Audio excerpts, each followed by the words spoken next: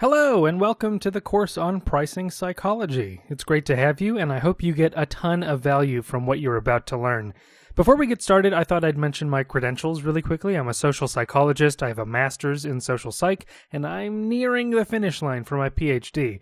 I'm also a teacher. I teach psychology courses at the college level, so I've gotten used to translating the humdrum of statistics and journal articles into something that people can actually understand. And I'm excited about this course because there's so much interesting research in pricing psychology that could help a ton of people who need to set prices for any number of reasons. So we're going to cover the simple ways in which changes to a price and its presentation can have real benefits to sales outcomes. But I want to make one quick point, though.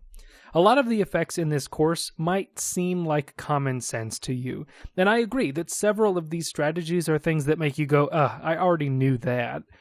There are a few reasons not to discount the lessons that seem like common sense, if they do.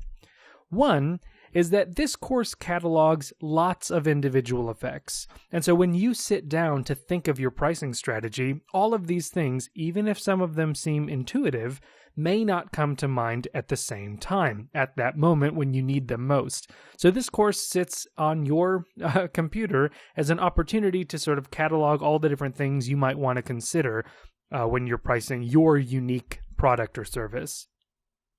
The other thing is that I only include strategies that are scientifically verified. Oftentimes in psychology, something can seem really obvious, and then when we test it for real, it's wrong, or it doesn't work, or it works in the opposite way that we thought that it would. So there might be other seemingly common sense strategies out there, but if they don't pass the research tests, I don't include them here.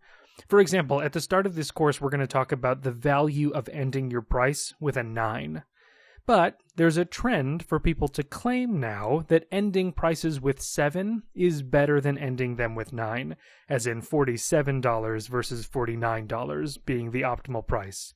I can't find any real research that actually supports this suggestion, but it's caught on because it's new and it's different. And it might even be true. 7 might be actually better than 9, but the data that I've seen don't support it. And I don't have access to any evidence that says that 7 actually does perform better than 9. So if the data don't support it or I don't have access to it, I don't include it in this course. Everything here is stuff that I can back with a scientific paper that I can provide for you, and I do provide for you. The other thing to note is that sometimes the research gives us useful information about when certain things are helpful and when they aren't. So like in the case of $4.99 being better than $5, that's something you think you already know.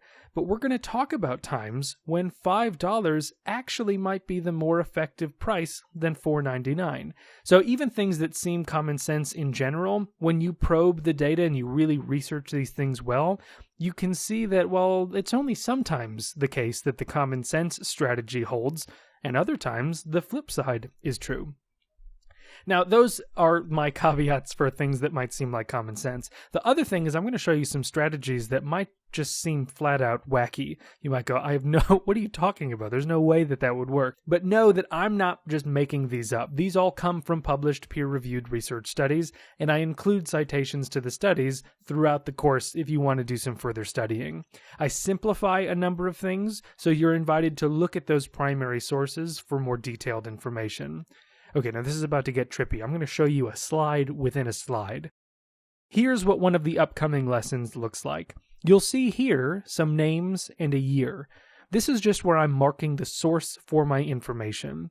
All of the citations related to published studies in respected journals are given to you on the slides that are most important. And at the end of the course, I'm going to list a full set of citations in case you want to know more.